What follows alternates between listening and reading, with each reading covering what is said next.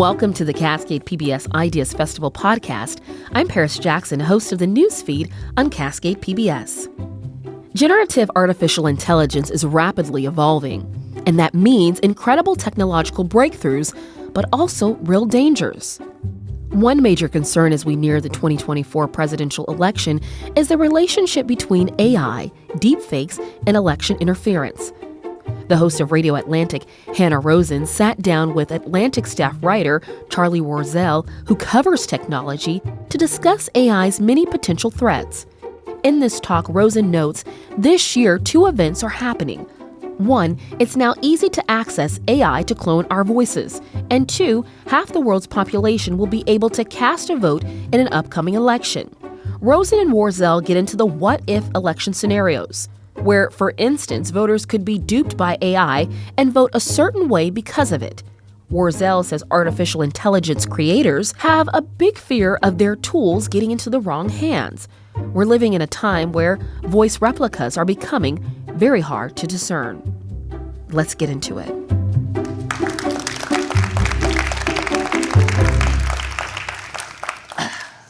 Hello, everyone. Welcome to the Cascade PBS Ideas Festival. I'm Hannah Rosin, host of Radio Atlantic, and I'm joined today by Charlie Warzel, who's an Atlantic staff writer who covers technology. Charlie, thank you for joining us. Thank you for having me. How's everyone doing? Good? Okay. You all know it's a live show, so if I ask you questions, you will answer with noise. Yes. Okay, you got that. Okay. We're all square on that. So today we're going to talk about AI. We're all aware that there's this thing barreling towards us called AI that's going to lead to huge changes in our world. You probably heard something, seen something about deepfakes. And then the next big word I want to put in the room is election interference. Today, we're going to connect the dots between those 3 big ideas and bring them a little closer to us. Because there are 2 important truths that you need to know about this coming year. One is that it is extremely easy, by which I mean $10 a month easy, to clone your own voice and possibly anybody's voice well enough to fool your mother. Now, why do I know this? Because I cloned my voice and I fooled my mother. And I also fooled my partner and I fooled my son. You can clone your voice so well now that it really, really, really sounds a lot like you or the other person. And the second fact that it's important to know about this year is that about half the world's population is about to undergo an election. So those 2 facts together can lead to some chaos. And that's something Charlie's been following for a while. Now, we've already had our first taste of AI voice election chaos. That came in the Democratic primary in November. Charlie, tell us what happened there. The Democratic primary in November, a bunch of New Hampshire voters, I think it was about 5,000 people, got a phone call, and it would say robocall when you pick it up, which is standard if you live in a state doing a primary. And the voice on the other end of the line was this kind of grainy but real sounding voice of Joe Biden, urging people not to go out and vote in the primary that was coming up on Tuesday. The reason is a little complicated, but it had to do with, counting for Democrats in anyway. It was the 5,000 people got this. 5,000 people thought that the President of the United States had recorded this message and that this was sort of the Democratic Party line. Let's, before we keep talking about it, listen to the robocall. Okay? We're going to play it. Republicans have been trying to push nonpartisan and Democratic voters to participate in their primary. What a bunch of malarkey. We know the value of voting Democratic when our votes count. It's important that you save your vote for the November election. We'll need your help in electing Democrats up and down the ticket. Voting this Tuesday only enables the Republicans in their quest to elect Donald Trump again. Your vote makes a difference in November, not this Tuesday. I'm feeling that some of you are dubious, like that doesn't sound like Joe Biden. Clap if you think it does not sound like Joe Biden. Well, okay, somewhere in there. So, Charlie, is there any way to judge the impact of that call? So what's interesting about that is a lot of people were trying to figure out what who did this, right? Whether it was, some sort of nefarious, shadowy Republican organization or just like a trickster, just trolls on the internet. The Russians. It's always the Russians. Hey, yeah. you never know. And it was actually traced back to a Democratic strategist who paid a magician in New Orleans to make it. And when everyone kind of confessed, when the paper trail led back to them, what the Democratic strategist said was that I was actually just trying to test out these tools so that people could see it, expose it, and then raise awareness because people like us are going to sit here and talk about it. I am not going to, it sounds a little like, when you get caught doing something and you have to come up with like a clever excuse. It's like, oh, I was just doing this because, I'm a good dangerous. Samaritan. I'm a good Samaritan. Yeah, I'm raising awareness for scams by scamming. Little suspect. What, I have so many questions like, why the magician? What is that? It's a weird choice because it makes it sound like magic when the whole point is that it's not magic. It's like a very simple tool that you can access. Yeah, no, it was like, it cost like $10. The guy said it took only like a matter of minutes to do. I don't really know I tried to report that out. And why the magician? The magician did not return my phone calls.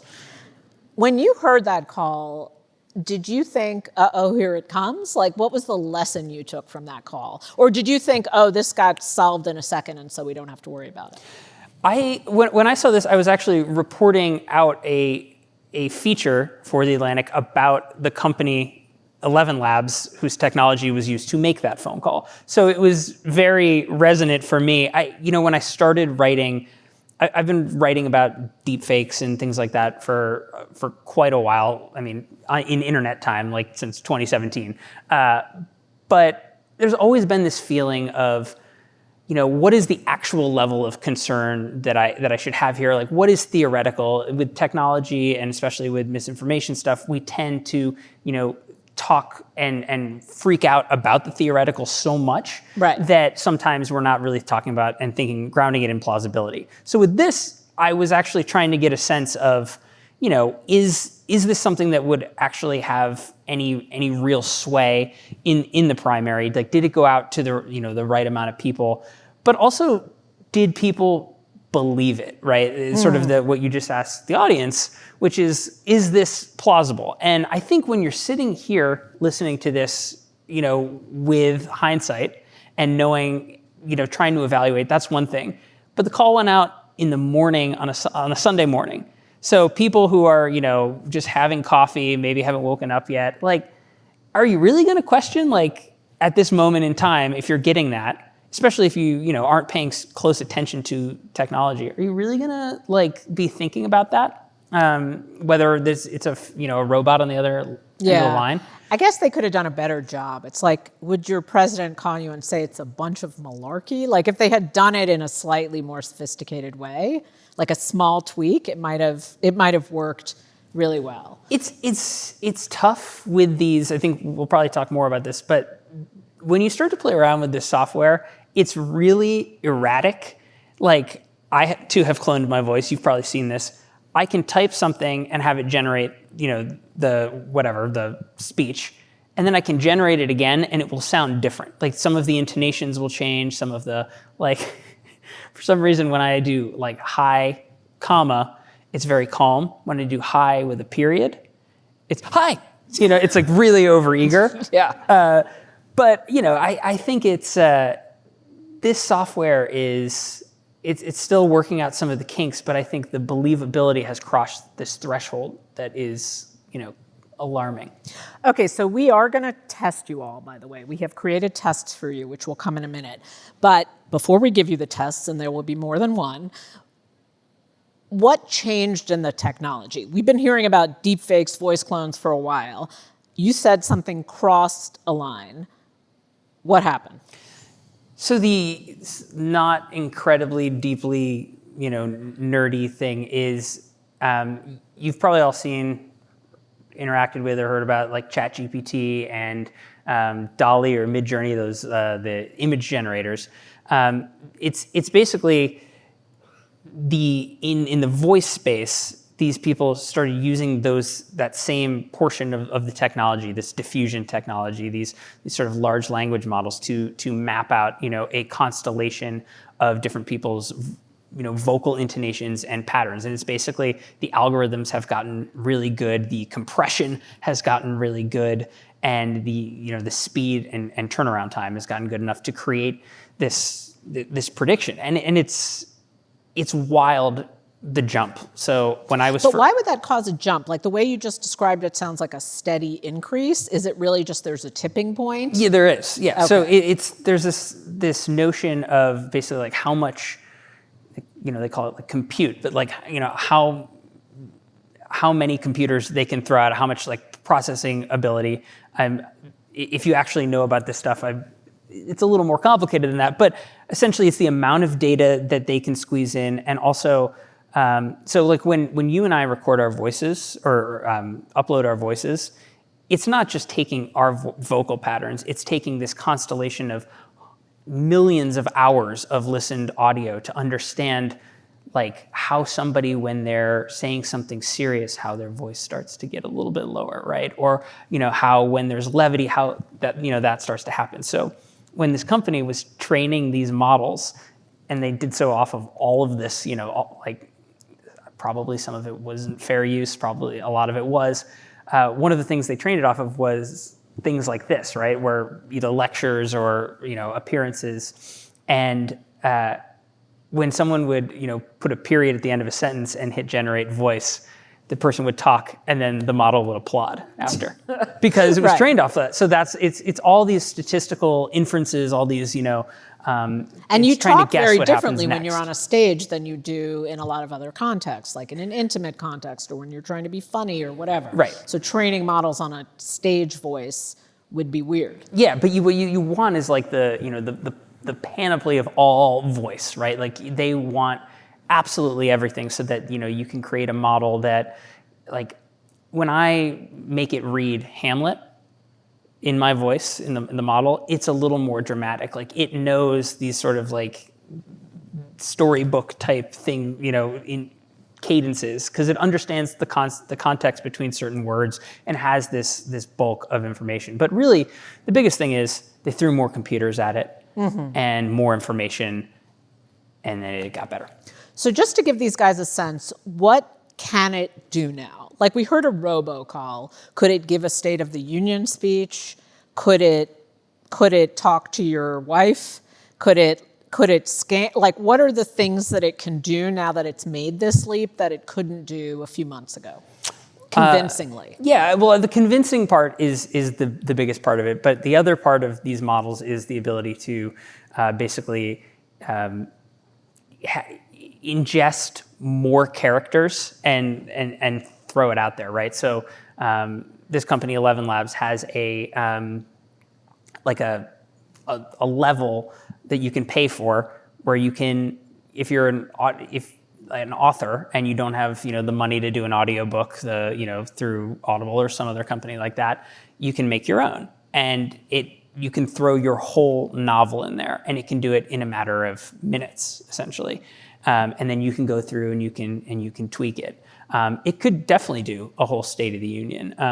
Really, essentially, it's given anyone who's got $20 a month the ability to take anything that they want to do content-wise and have it come out in their voice. So a lot of people that I know who are, independent journalists or authors or people like that are doing all of their blog posts, their email newsletters as podcasts, but also as YouTube videos, because they hook this technology, the voice AI, into one of the video or one of the image generators. So it generates an image on YouTube every few paragraphs and keeps people hooked in. So it's this idea of I'm no longer a writer, right? I am a content human. I'm a multi-platform human. Wow. Yes. Okay, that sounds You fill in the adjective. Yeah, it's intense. It's intense. It's intense. Okay, we're going to test you guys now. What we're going to do is we have, this is the game, if maybe you played it as a kid, 2 reals and a fake. We're going to play 3 clips of Joe Biden, your president, talking. One of these clips, and they'll just go by number 1, number 2, number 3. At the end, I'm going to ask you which one you think is the fake one, okay? So there are 3 separate short clips. Okay, let's play the Biden clips. Here they go. 1, 2, My 3. voice is a reflection of my values and my beliefs. It's a voice that speaks to the heart of America, a voice that stands up for what is right, and a voice that has the power to bring people together. Number 1. I'm talking to you. I'm down here talking to these folks who are starting businesses, getting endorsed by minority businesses. He's up with Marjorie Taylor Greene, North Georgia. Number 2. I had my mother, my father, my best friend in the world is my sister, my younger sister, my brother Jimmy, Frankie, the whole family. I didn't want to stay in the U.S. Senate. Okay. Charlie, you want to guess first? No. Which one is fake? No? I'm the only one who knows. Charlie doesn't know which one is fake, so. I thought it was going to be 2, but then the end of the last one was really. I'm gonna go 2. Okay, audience, if you think number 1 was fake, clap. If you think number 2 was the fake, clap. And if you think number 3 was the fake, clap. I would say 1 and 2 were a tie. I think 1 sounded a little more robust to me. 1 sounded more robust. You're right. It was number 1. That was the fake. The fake was number 1. I would not have guessed number 1 if I didn't know the answer. The rhythm of number 1 sounded totally natural to me. Anyway, you all see the problem. It sounds like Joe Biden. It's a real problem. So I mean, that's just giving you a taste of how good this technology has gotten. Okay, so Charlie went to visit the company that has brought us here, and it's really interesting to look at them because they did not set out to clone Joe Biden's voice. They did not set out, obviously, nobody sets out to run fake robocalls. So getting behind that fortress and learning, like, who are these people, what do they want, was an interesting adventure. I was very surprised. So it's called 11 Labs. And by the way, The Atlantic, I will say, uses 11 Labs to read out some articles, our magazine. So just so you know that, a disclaimer. I was really surprised to learn that it was a small company. Like, I would expect that it was Google who crossed this threshold, but not this small company in London. How did that happen? So one of the most interesting things I learned when I was there, I was interested in them because they were small and because they had produced this tech that is, I think, better than everyone else. You know, there are a few companies, Meta has released or has one that they have not released to the public, and OpenAI also has one that they have released to certain select users, partly because they aren't quite sure how to control it necessarily from being abused. But that aside, the 11 Labs is quite good. They are quite small. What I learned when I was there talking to them is they talked about their engineering team. Their engineering team is 7 people. 7? Yeah. So it's Wow. it's like former. This is the engineering research, I guess I should say, engineering research team, and it's like former academics, a couple of people poached from some bigger companies, a college dropout who was working at a call center when they got him, who won a coding competition to get in. It's this small little team, and they describe them almost as like these like brains in a tank that would just like they would say, hey, you know, what we really want to do is we want to create a dubbing like part of our technology, right, where you can feed it video of a movie in, you know, Chinese, right, and it will just sort of almost in real time, running it through the technology, dub it out in English or, you name the language. Is that because dubbing is historically tragic, and so they want to make dubbing? It's quite bad. It's quite flat in a lot of places. Obviously, if you live in a couple of like the big markets, you can get some good voice acting in the dubbing. But like in Poland, where these guys are from, it is all dubbed in a completely flat. They're called lectors. That's the name for it. But like when the Real Housewives was dubbed into Poland, it was one male voice that just spoke like this my God, for that's all the Real amazing. Housewives. So that's like a good example of like,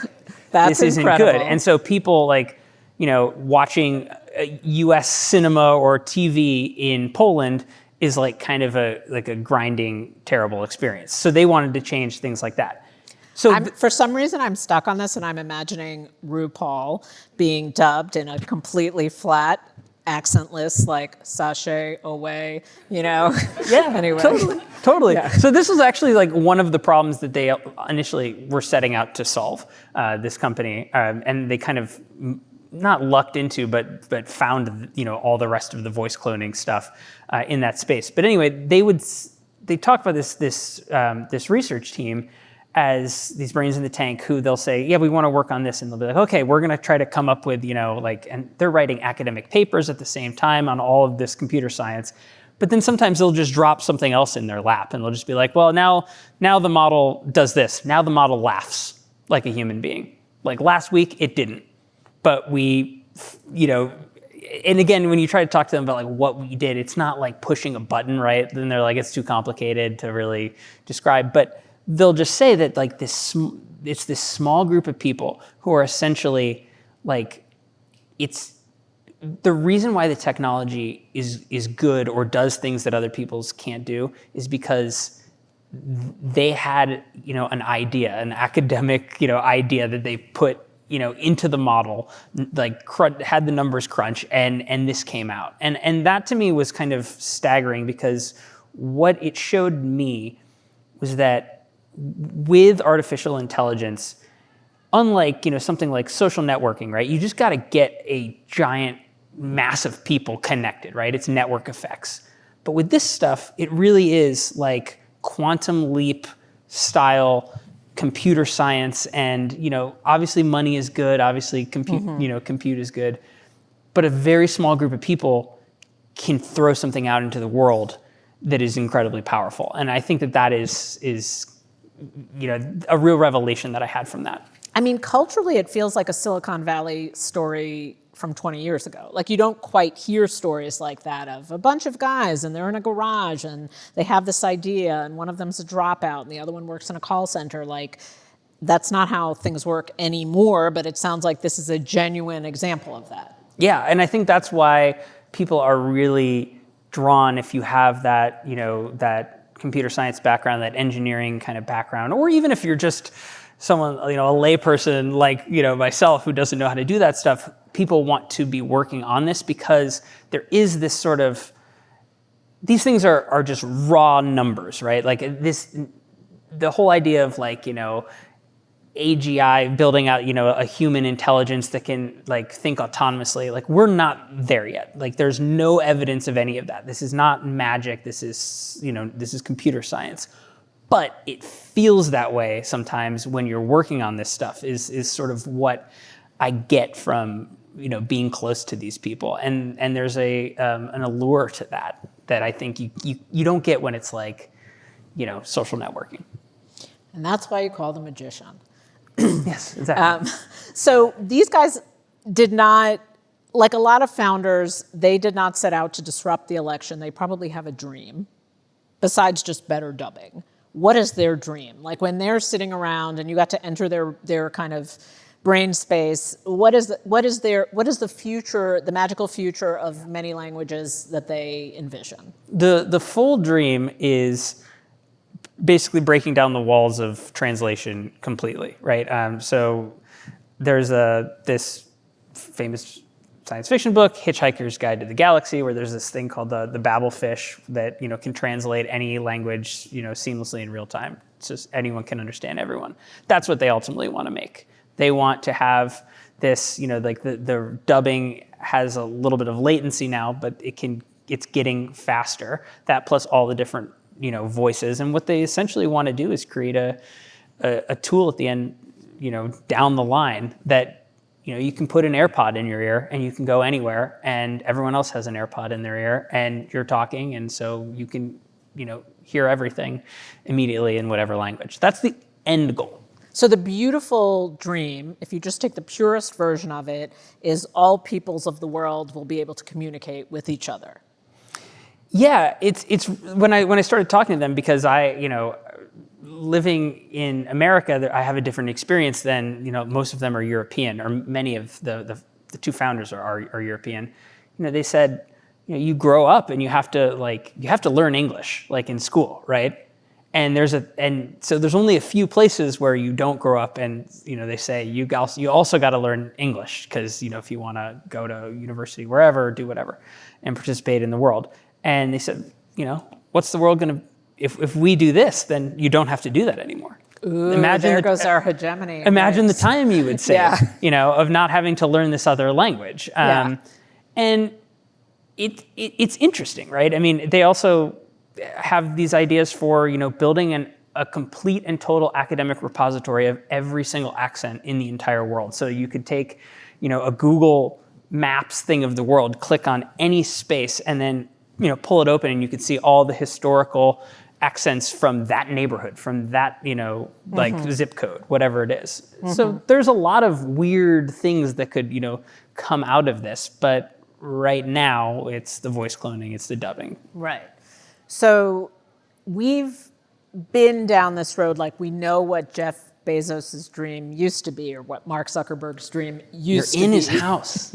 And now we're like decades down the road, and we know that the dreams come to bite us, all of us. So did you talk to them? Because here are you and I, two journalists, like they're thinking about Babel and this beautiful dream, and we're thinking like, oh my God, like who's gonna scam my grandmother, and like who's gonna mess up my election? Do they think about that? Did you talk to them about that? Like how aware are they of the potential chaos coming down? They're very aware. I mean, I've dealt with a lot of, in my career, like tech executives who are sort of, they're not willing to really entertain the question, right? Or if they do, it's kind of like glib, or, sort of, there's a little bit of resentment, you can tell. They were very, and I think because of their age, the CEO is 29, very like earnest about it. Listen, like they care a lot. They obviously look at all this and see they're not blinded by the opportunity, but the opportunity looms so large that these negative externalities are just problems they will solve, right? Or that they can solve. And so we had this conversation where I called it like the bad things, right? And I just kept, like, what are you going to do about, jobs this takes away? What are you going to do about, all this misinformation stuff? What are you going to do about scams? And, they have these ideas like digitally watermarking all voices, right? Like having and working with all sorts of different companies to build, a watermarking coalition. So when you voice record something on your phone, that has its own sort of like metadata, right? That says like, this came from Charlie's phone on this time, or, like this is real. Or when you post to 11 Labs thing, it says, and people can quickly decode it, right? So there's all these ideas, but I can't tell you, it was like smashing my head against a brick wall for an hour and a half with this really earnest, nice person who's like, yeah, no, it's gonna take a while before we, societally all get used to all these different tools, not just 11 Labs.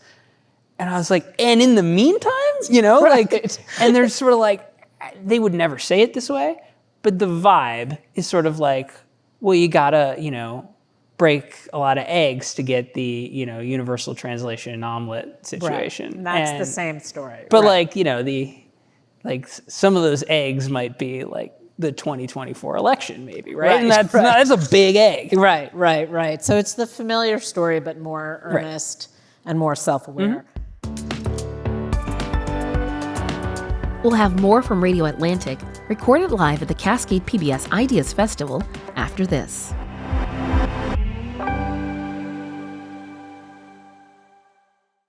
They always say life's not about the destination, it's about the journey. So why not travel comfortably? Alaska Airlines has the most legroom in premium class, with 4 inches more than standard main cabin seats and more than any other U.S. legacy airline. Plus, when you book a premium class seat, you can also enjoy early boarding and complimentary beer, wine, and cocktails on board most flights. It's time to enjoy the journey. Upgrade to premium class today on alaskaair.com. At Amazon, there's a way up for anyone because there's something for everyone. Like Jessica, who completed free technical training programs and is getting her bachelor's with Amazon's prepaid tuition. Even if you have no knowledge or no experience in IT, Amazon has the tools and the resources to teach you. I've been promoted 3 times, and it's been a significant boost in pay for me. Free technical training programs at Amazon move full-time and part-time employees into higher-paying jobs. Visit aboutamazon.com for more info. BECU. You've heard the name, seen the letters. But what does BECU stand for? Simply put, not-for-profit BECU stands for people. For charting your own path. For choosing what's right for members instead of what's profitable for someone else. Because they are the reason our credit union exists. So we do everything in our power to help them reach their financial goals. BECU. Power in people. All Pacific Northwest residents are eligible to join. Federally insured by NCUA.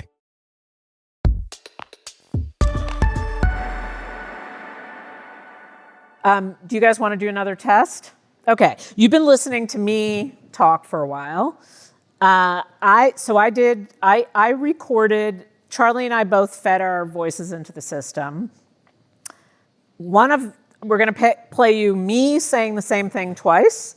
One of them is me, recorded. I just recorded it, me, the human being, in the flesh right here.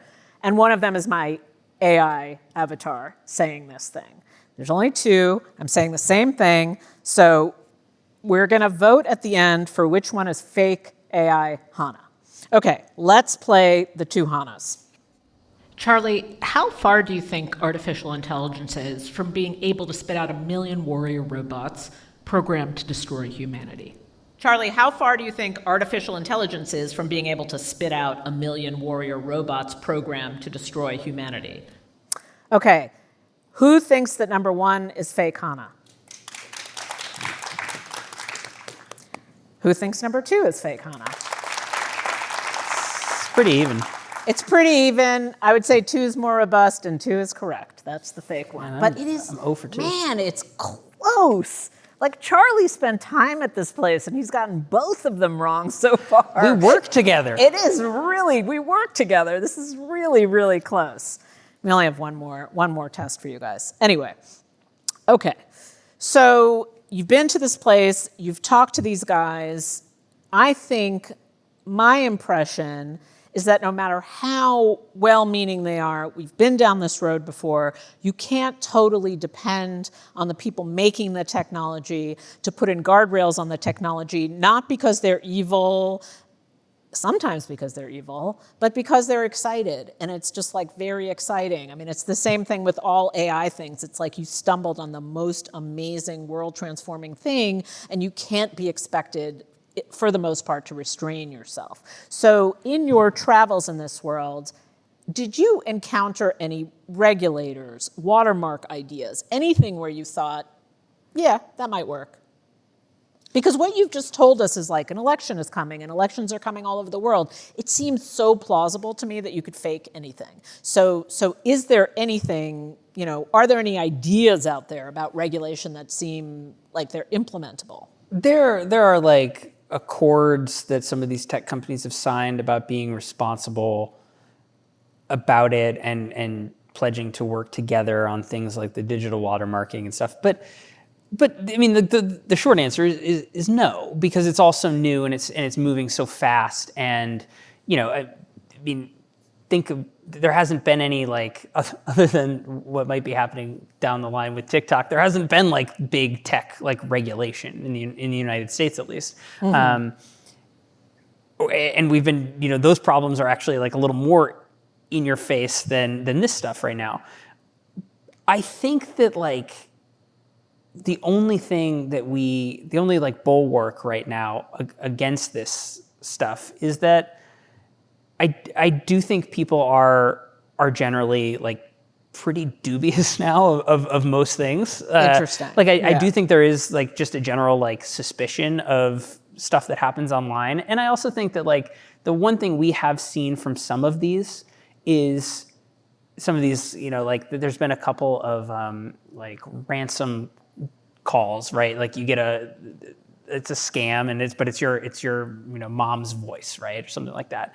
There was recently an administrator at a school who, I guess some students made an audio thing of the administrator saying some slurs, right?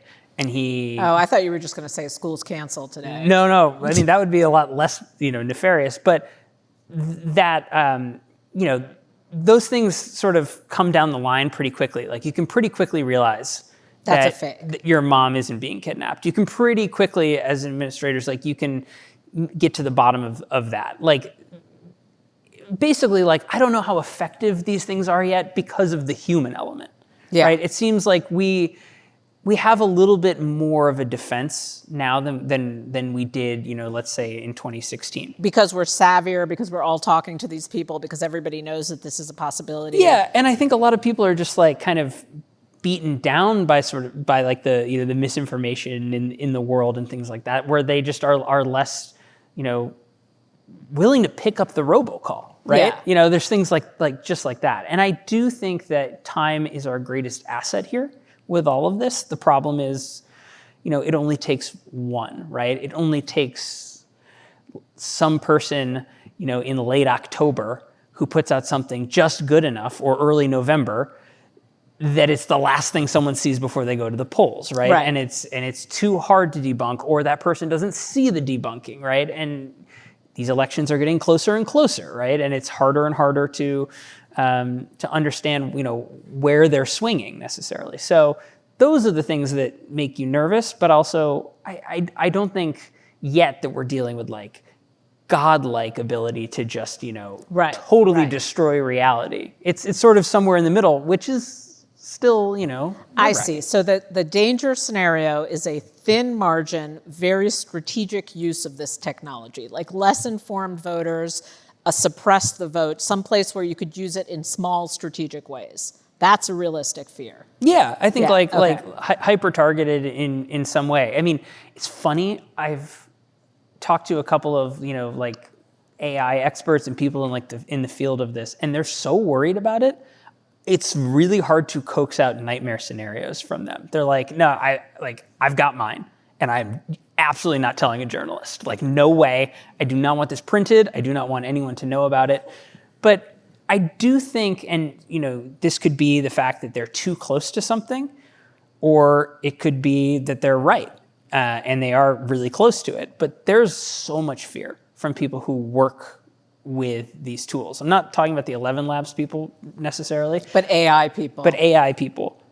I mean, true believers in the sense of, if it doesn't happen this time around, well, wait till you see what it's going to be in 4 years. I know, that really worries me, that some of the people inside are so worried about it. It's like they've birthed a monster kind of vibe. But it's also good marketing. So like you can go back and forth on this, right? Like the whole idea of, we're building the Terminator, we're building Skynet. It could end humanity. Like there's no better marketing than like we are creating the potential apocalypse. Pay attention. Right. All right, I'm going to tell you my two fears, and you tell me how realistic they are. One is the absolute perfection of scams designed to target older people who are slightly losing their memories that are already pretty good. Like they're already pretty good, and you already hear so many stories of people losing a lot of money. That is one I'm worried about, like how easy it is to consistently call someone in the voice of a grandson or in the voice of whatever. That one seems like a problem. Yeah, I think it will be, and I don't think it has to be relegated to people who are like so old they're losing their memories. Like it's difficult to discern this stuff, and I think what I have learned from a lot of time reporting on the internet is that nobody is immune to a scam. Yes. Like there is a scam out there waiting. It's like, for you. Like, yes, exactly. There's a scam waiting to match with you. And, when you find your counterpoint, it's It's like true love. Like Exactly. out there is True the perfect scam for you. Okay, one more worry, and then we're going to do our last test. My real worry is that people will know that things are fake, but it won't matter because people are so attached to whatever narrative they have that it won't matter to them if you prove something is real or fake. Like, you can imagine that Trump would put out a thing that was fake, and everybody would kind of know it's fake, but everyone would collude and decide that it was real and proceed based on that. Like, real and fake just are not things that, it's not a line people worry about anymore, so it doesn't matter. I fully think we live in that world right now. Yeah. I mean, honestly. I think a good example, is a lot of the stuff, not only the stuff that you see coming out of the Middle East in the way that, I mean, obviously there's so much like literal, like digital propaganda and misinformation coming from different places, but also just from the normal stuff that we see, and this is a little less AI involved, but I think there's just a lot of people, especially younger people, who've just don't trust, the establishment media to do the thing. And they're like, oh, I'm going to watch this and I don't really care. And so I think like the level of distrust is so high at the moment that we're already in that situation. Yeah, like we're of a generation and we're journalists, and so we sit and worry about what's real and what's fake, but that's not actually the line that people are paying attention to out there. Yeah, I think like the real thing is like getting to a point where you have built enough of like a parasocial trust relationship with someone that they're just going to believe what you say and then try to be responsible about it. Right. About delivering them information, which is crazy. Okay, one final fake voice trick. This one's on me. Since Charlie, you were wrong both times. Now it's my turn. My producers wanted to give me the experience of knowing what it's like to have your voice saying something that you didn't say. So they took my account. They had my voice say things, and I haven't heard it, and I don't know what it is. So we are going to listen to that now. It will be a surprise for all of us, including me. So let's listen to these fake voicemails created by my wonderful producers. Hi, I'm calling to leave a message about after-school pickup for my kids. Just wanted to let their homeroom teacher know that Zeke in the white van is a dear family friend, and he'll be picking them up today. Okay. Hi, Mom. I'm calling from jail, and I can't talk long. I've only got one phone call. I really need you to send bail money as soon as you can. I need about $10,000. Cash App, Venmo, or Bitcoin all work. My mom does not have $10,000. Hey, I hope I have the right number. This is a voicemail for the folks running the Cascade PBS Ideas Festival. I'm running late at the moment and wondering if I'm going to make it. Honestly, I feel like I should just skip it. I can't stand talking to that Charlie whatever character. Why am I even here? Washington, D.C. is clearly the superior Washington anyway. Ooh. Wow. Yeah, okay. Now, I would say I was talking too fast. So, yeah, but I mean, you can, so one thing I did with my voice is I had it say a whole bunch of like far like worse things. Like I did one of those like, I don't know if you've ever seen those like Project Veritas videos where they like, record a journalist saying something that's like, oh, I'm actually in the, like, this is actually what my politics are, or like, our publication has an agenda, something like that. Right. I recorded those types of things to see. I did one like, saying that like COVID came from a whatever, anyway, just to see what those things would be like. And they were, sort of believable, whatever. But also, what if then you took audio, so the one from jail, right? What if you took audio, our producers are great, and inserted, a lot of noise that sounded like it was coming from a crowd, or like a slamming of like a cell door or something like that in the background, faded it in nicely. That would be enough to ratchet it up, right? Right. And just be, so I think all those things can become extremely believable if you layer the right context on them. Right.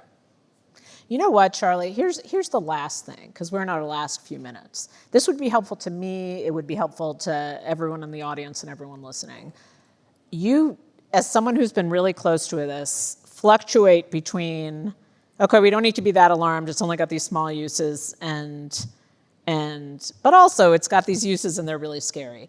Having been close to this and gone through this experience, Is there a word you would use to sum up how you feel now? Because clearly it's uncertain. We don't actually know. We don't know how quickly this technology is going to move. Yeah. How should we feel about it? Be our proxy. I think it's disorientation is the word, because... Did you say disorientation? Disorientation, sorry. Yeah. Should enunciate. My 11 Labs voice will do that for us. Disorientation. Yes, exactly. Yes. I think it's disorientation. So a big reason why I wanted to go talk to this company was not just because of what they were doing, but to be kind of closer, like to get some proximity to like the generative AI revolution, whatever we're going to call it, right? To see these people doing it, to feel like I could like moor my boat to something, right? And just feel like I understand what and I understand what we're building towards, or that they understand what they're building towards. And like the answer is that you can like walk up to these people and stare them in the face and have them answer questions and just sort of feel really at sea about a lot of this stuff, because there are excellent transformative applications for this. But also I see this voice technology with the other generative AI technologies. They're all basically, a good way to think of them is like plugins to each other, right? And they're like, people are going to use, voice technology with ChatGPT, with some of the video stuff. And it's going to just make the internet, make media weirder, right? Everything you see is going to be weirder. The provenance of it is going to be weirder. It's not necessarily always going to be worse, right? But it could be, and it could maybe be better. But everyone seems like they're speeding towards this destination, and it's unknown where we're going. And I just feel that disorientation is the most honest and truthful way to look at this. And I think when you're disoriented, it's best to be really wary of your surroundings, right? Mm-hmm. To pay very close attention. Mm-hmm. And that's what it feels like right now. We can handle the truth. Thank you for giving us the truth. And thank you all for coming today and for listening to this talk. And be prepared to be disoriented.